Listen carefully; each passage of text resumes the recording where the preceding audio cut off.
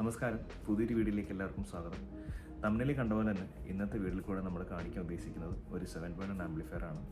Budget friendly ആയിട്ട് ചേർത്തിട്ടുള്ള ഒരു ഷോപ്പിലേക്ക് വെക്കാനായിട്ട്, ഒരു ഐസ്ക്രീം ഷോപ്പിലേക്ക് വെക്കാനായിട്ട് ചേർത്തിട്ടുള്ള ഒരു 7.1 ആംപ്ലിഫയർ ആണ്. അപ്പം എല്ലാ വീഡിയോയിലും പറയുന്ന പോലെ തന്നെ ഈ ഒരു ആംപ്ലിഫയറും അസംബിൾ ചെയ്തിട്ടുള്ളത് നമ്മുടെ കൊല്ലത്തുള്ള പ്രശാന്ത് ഏട്ടനാണ്. കാരണം നമ്മൾ നാട്ടിലില്ലാത്തതുകൊണ്ട് നമുക്കിപ്പോൾ ഓർഡറൊന്നും എടുക്കാൻ പറ്റില്ല. പുള്ളിയാണ് നമുക്ക് വരുന്ന ഓർഡറുകളൊക്കെ ഡിവൈഡ് ചെയ്ത് കൊടുക്കുന്നത്. പുള്ളിയാണ് നമുക്ക് വീഡിയോ ഒക്കെ അയച്ചു തരുന്നത്.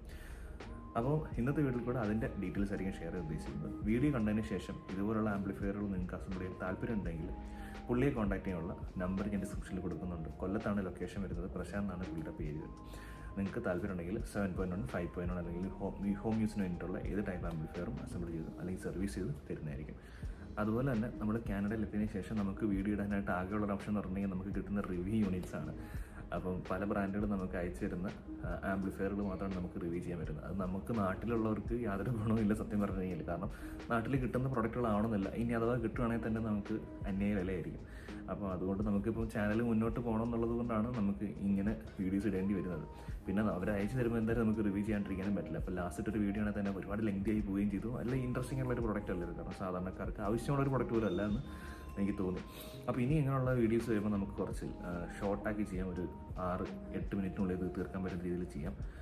അത്ര ലെങ്തി ആക്കാതെ നമുക്ക് നോക്കാം. പിന്നെ നാട്ടിലുള്ള ഈ ആംപ്ലിഫയറിൻ്റെ അസംബ്ലിങ് വീഡിയോസ് പുള്ളി എനിക്ക് അയച്ചു തരുന്നതനുസരിച്ച് നമുക്ക് അപ്ലോഡ് ചെയ്യാവുന്നതാണ്. അപ്പം അതുമാത്രമല്ല, നമുക്കിവിടെ ഒരു ആംപ്ലിഫയർ അസംബിൾ ചെയ്യാൻ പറ്റുമോ എന്ന് ഞാൻ നോക്കുന്നുണ്ട്. എന്തായാലും ടൂൾ കിറ്റ് നമുക്ക് കിട്ടിയിട്ടുണ്ട്. ഇനി ക്യാബിൻ എടുക്കണം, തപ്പിയെടുക്കണം, ബോർഡ്, ട്രാൻസ്ഫോമർ, ഇതൊക്കെ തപ്പിയെടുത്ത് നമുക്ക് തന്നെ ഒരു ആംപ്ലിഫയർ അസംബിൾ ചെയ്യാനുള്ള പരിപാടി ഞാൻ പ്ലാൻ ചെയ്യുന്നുണ്ട്. സോൾഡറിങ് ആണ് കിറ്റൊക്കെ നമ്മൾ വാങ്ങിച്ചിട്ടാണ് അതിൻ്റെ റിവ്യൂ നമ്മൾ ചെയ്യുന്നുണ്ട്. ജസ്റ്റ് ഒരു വീഡിയോ ഇവിടെ എങ്ങനെയാണ് ഇതിൻ്റെ പരിപാടി എന്നൊക്കെ ജസ്റ്റ് നിങ്ങളെ ഒന്ന് കാണിക്കാൻ വേണ്ടിയിട്ട് ഒരു വീഡിയോ ചെയ്യുന്നുണ്ട്. അത് താല്പര്യം ഉണ്ടെങ്കിൽ തീർച്ചയായിട്ടും കമൻറ്റ് ചെയ്യുക, ഇല്ലെങ്കിൽ നമുക്ക് ആ വീഡിയോ സ്കിപ്പ് ചെയ്യാം. പിന്നെ ക്യാബിൻ എവിടെ നിന്ന് വാങ്ങാൻ പറ്റും, സെക്കൻഡ് ഹാൻഡ് ആംപ്ലിഫയർ എടുക്കണോ, ക്യാബിൻ പുതിയത് വാങ്ങണോ, അല്ലെങ്കിൽ ഇത് എവിടെ കിട്ടുന്നതിനെ പറ്റിയുള്ള ഈ വീഡിയോസൊക്കെ ഇടാൻ താല്പര്യമുണ്ട്. അപ്പം അത് ഒരു വ്ളോഗ് എന്നുള്ള രീതിയിൽ കാണാൻ താല്പര്യം ഉണ്ടെങ്കിൽ കമൻറ്റ് ചെയ്യുക. നിങ്ങൾക്ക് താല്പര്യം ഉണ്ടെങ്കിൽ മാത്രം വീഡിയോ ആയിട്ട് ചെയ്യാം. കാരണം നമ്മുടെ ചാനൽ റിലേറ്റഡ് ആയിട്ടുള്ളൊരു കണ്ടന്റ് അല്ലെങ്കിൽ നമുക്കത് ചെയ്യേണ്ട ആവശ്യം വരുന്നില്ലല്ലോ. അപ്പോൾ നിങ്ങൾ പറയുന്നതനുസരിച്ച് നമുക്ക് വീഡിയോ അപ്ലോഡ് ചെയ്യാം. അപ്പോൾ എന്തായാലും ഇന്നത്തെ വീഡിയോയിൽ കൂടെ നമ്മൾ ഷെയർ ചെയ്യാൻ ഉദ്ദേശിക്കുന്നത് ഇപ്പോൾ പ്രശാന്ത് ഏട്ടൻ ചേർത്തിട്ടുള്ളൊരു ബഡ്ജറ്റ് ഫ്രണ്ട്ലി ആയിട്ടുള്ളൊരു 7.1 ആംപ്ലിഫയർ ആണ്. അപ്പോൾ അതിൻ്റെ ഡീറ്റെയിൽസിലേക്ക് പോകാം.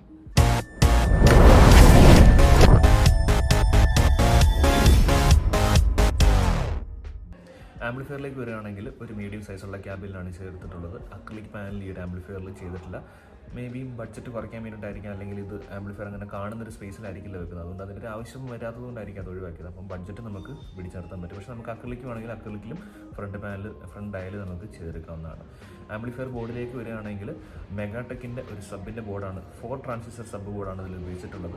അപ്പോൾ നമുക്ക് അതിൽ ഒരു മോണോ ബോർഡ് ആയതുകൊണ്ട് തന്നെ നമുക്ക് ഏകദേശം ഒരു 150 വാട്ട്സ് വരെ പുഷ് ചെയ്യാൻ പറ്റും. 4 ohms ലോഡ് ചെയ്ത് കഴിഞ്ഞാൽ നല്ല ട്രാൻസ്ഫോമറാണ് യൂസ് ചെയ്യുന്നത്. അത്രയും വാട്ട്സ് വരെ നമുക്ക് പുഷ് ചെയ്യാൻ പറ്റും. അപ്പോൾ മെഗാടെക്കിൻ്റെ ഒരു സബിൻ്റെ ബോർഡാണ് അതിൽ യൂസ് ചെയ്തിട്ടുള്ളത്. അതിന് വേണ്ടിയിട്ട് കണക്ട് ചെയ്യുന്നത് ഒരു ഓഡിയോക്സിൻ്റെ 10 inch സബ് ബൂഫറാണ്. ബാസ് ട്യൂബിലാണ് ഇത് സെറ്റ് ചെയ്തിട്ടുള്ളത്. അതിനൊരു സബ് ബൂഫർ ആയിരിക്കും ഈ ഒരു ആംപ്ലിഫയറിലേക്ക് കണക്ട് ചെയ്യുന്നത്. അതാണ് സബിൻ്റെ സെക്ഷൻ വരുന്നത്. ഇനി നമുക്ക് സൈഡ് ചാനൽ സെക്ഷനിലേക്ക് വരികയാണെങ്കിൽ TDA 7388 എന്ന് പറയുന്ന IC ഉപയോഗിച്ചിട്ടുള്ള 2 ബോർഡുകളാണ് ഇതിൽ ഉപയോഗിച്ചിട്ടുള്ളത്.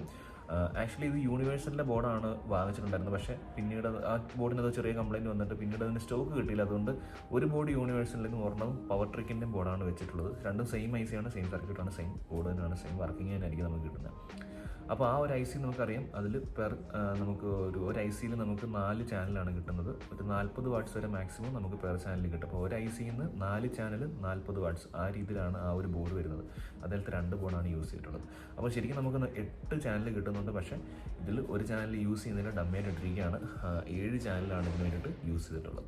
ട്രാൻസ്ഫോമർ നമ്മളെല്ലാ പ്രാവശ്യം പറയുന്നത് പോലെ തന്നെ രാധാകൃഷ്ണൻ ചേട്ടൻ്റെ സൈഡിൽ നിന്നാണ് ട്രാൻസ്ഫോമർ ചെയ്യിച്ചെടുത്തിട്ടുള്ളത്. അപ്പം പുള്ളിയുടെ നമ്പറും ഞാൻ ഡിസ്ക്രിപ്ഷനിൽ കൊടുക്കുന്നുണ്ട്. അപ്പം കൊല്ലം സൈഡിൽ നിങ്ങൾക്ക് ട്രാൻസ്ഫോമർ വൈൻഡ് ചെയ്യിക്കാൻ താല്പര്യം ഉണ്ടെങ്കിൽ, നല്ല ക്വാളിറ്റിയിൽ ചേർക്കാൻ താല്പര്യം ഉണ്ടെങ്കിൽ രാധാകൃഷ്ണൻ ചേട്ടൻ്റെ നമ്പറോട് ഞാൻ ഡിസ്ക്രിപ്ഷനിൽ കൊടുക്കുന്നുണ്ട്.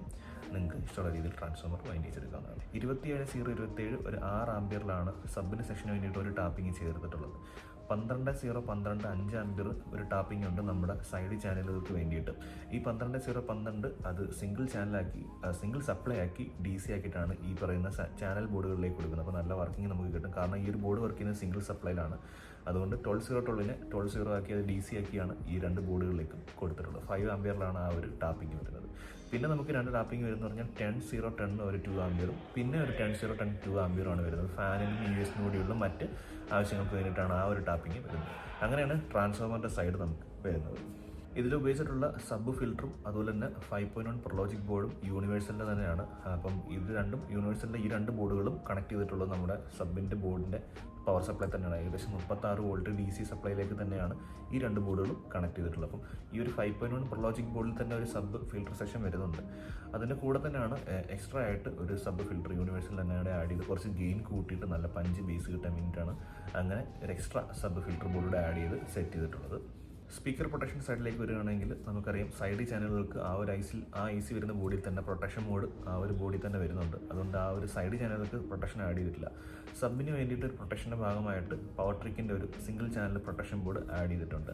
ഒരു നോർമൽ പവർ സപ്ലൈ ബോർഡ് നമ്മൾ തന്നെ ഡോട്ട് PCBയിൽ ചെയ്തെടുക്കുന്ന പവർ സപ്ലൈ ബോർഡാണ്. അതായത് ഈ 12-0-12 സിംഗിൾ സപ്ലൈ ആക്കി DC ആക്കി എടുക്കാൻ വേണ്ടിയിട്ടും ഈ സബിൻ്റെ ബോർഡ് വർക്ക് ചെയ്യാനായിട്ട് ആവശ്യമായിട്ടുള്ള 27-0-27 AC-യിൽ നിന്ന് DC ആക്കി 36 വോൾട്ട് ഡുവൽ സപ്ലൈ എടുക്കാൻ വേണ്ടി ആവശ്യമായിട്ടുള്ള പവർ സപ്ലൈ ഡോട്ട് PCBയിൽ ആണ് നോർമലായിട്ട് ചെയ്തെടുത്തിരിക്കുകയാണ്. നല്ല ക്വാളിറ്റി തന്നെ ചെയ്തെടുത്തിട്ടുണ്ട്. ഈ ആംപ്ലിഫയറിൽ നോർമൽ ഒരു USB മൊഡ്യൂളാണ് ഉപയോഗിച്ചിട്ടുള്ളത്. ബ്ലൂടൂത്ത് USB FM ഒക്കെ വരുന്ന നോർമൽ USB ക്യാപ്സൂൾ ഷേപ്പ് വരുന്ന ഒരു മൊഡ്യൂളാണ് ഉപയോഗിച്ചിട്ടുള്ളത്. കാരണം അതിൻ്റെ പർപ്പസ് അത്രയും വരുന്ന ഷോപ്പിൽ ഒരു ലോ വോളിയത്തിൽ ഒരു വൈബ് കിട്ടാൻ വേണ്ടിയിട്ട് യൂസ് ചെയ്യാൻ വേണ്ടിയിട്ടാണ് ഈ ഒരു ആംപ്ലിഫയറും സെറ്റും ചെയ്തെടുത്തിട്ടുള്ളത്. ഇനി ഇതിൻ്റെ സൈഡ് ചാനൽ സ്പീക്കറുകളിലേക്ക് വരികയാണെങ്കിൽ ജാക്ക് മാർട്ടിൻ എന്ന് പറയുന്ന ബ്രാൻഡിൻ്റെ ഹോം തിയേറ്ററിൻ്റെ സൈഡ് ചാനൽ സ്പീക്കറുകളാണ് ഇതിന് വേണ്ടിയിട്ട് നമ്മൾ എടുത്തിട്ടുള്ളത്. കൂളിങ്ങിന് വേണ്ടിയിട്ട് ഒരു കൂളിംഗ് ഫാനും ആഡ് ചെയ്തിട്ടുണ്ട്. അപ്പോൾ ഇത്രയാണ് ഓവറോൾ നമുക്ക് ഈ ഒരു ആംപ്ലിഫയറിനെ പറ്റി പറയാനായിട്ടുള്ളത്. പിന്നെ നമ്മൾ ഈ ഒരു ആംപ്ലിഫയർ ഷോപ്പിൽ സെറ്റ് ചെയ്ത് വെച്ചിട്ടുണ്ട്. അപ്പോൾ അതിൻ്റെ വീഡിയോസാണ് നമ്മളിപ്പോൾ കണ്ടുകൊണ്ടിരിക്കുന്നത്. അപ്പം നമുക്ക് അധികം ടെസ്റ്റിംഗ് വീഡിയോസ് എടുക്കാനുള്ളൊരു അവസരം പുള്ളിക്ക് കിട്ടിയില്ല. അതുകൊണ്ട് നമുക്ക് നോർമൽ സോങ്ങുകളിട്ട് ടെസ്റ്റിംഗ് വീഡിയോസ് ഞാൻ കുറച്ച് ആഡ് ചെയ്യുന്നുണ്ട്. പക്ഷേ നമുക്ക് കോപ്പറേറ്റ് ഇഷ്യൂ ഉള്ളതുകൊണ്ട് നമ്മുടെ ഇൻസ്റ്റാഗ്രാം പേജിലും ഫേസ്ബുക്ക് പേജിലും ഇതിൻ്റെ കൂടുതൽ ടെസ്റ്റിംഗ് വീഡിയോസ് അപ്ലോഡ് ചെയ്യുന്നതായിരിക്കും. അപ്പോൾ അതിലേക്കുള്ള ലിങ്ക് ഞാൻ ഡിസ്ക്രിപ്ഷനിൽ കൊടുക്കുന്നുണ്ട്. താല്പര്യം ഉണ്ടെങ്കിൽ തീർച്ചയായിട്ടും അത് ചെക്കൗട്ട് ചെയ്യുക. അതുപോലെ ആ പേജും ഫോളോ ചെയ്ത് സപ്പോർട്ട് ചെയ്യുന്ന പ്രതീക്ഷിക്കുന്നു. ഇത്രയൊക്കെയുള്ള നമ്മുടെ 7.1 ആംപ്ലിഫയറിനെ പറ്റി പറയാനായിട്ടുള്ളത്. വീഡിയോ ഇഷ്ടപ്പെട്ടാൽ ലൈക്ക് ചെയ്യുക, ഷെയർ ചെയ്യുക. അതുപോലെ തന്നെ പുള്ളിയെ കോൺടാക്ട് ചെയ്ത് ആംപ്ലിഫയർ ചെയ്യാൻ താല്പര്യമുണ്ടെങ്കിൽ കോൺടാക്റ്റുള്ള നമ്പർ ഞാൻ ഡിസ്ക്രിപ്ഷനിൽ കൊടുക്കുന്നുണ്ട്. അപ്പോൾ എന്തായാലും ഇനി നമുക്ക് അടുത്തൊരു വീഡിയോ എന്ന് പറയുന്നത് നമുക്ക് കിട്ടുന്ന യൂണിറ്റിൻ്റെ ആയിരിക്കും. അപ്പോൾ വളരെ ഷോർട്ടാക്കി ഇൻട്രസ്റ്റിംഗ് ആയിട്ടുള്ള വീഡിയോസായിട്ട് ഉടനെ വരുന്നതെന്ന് പ്രതീക്ഷിക്കുന്നു. അപ്പോൾ അടുത്ത വീഡിയോ കാണുന്നവരെ താങ്ക്സ് ഫോർ വാച്ചിങ്. ബൈ.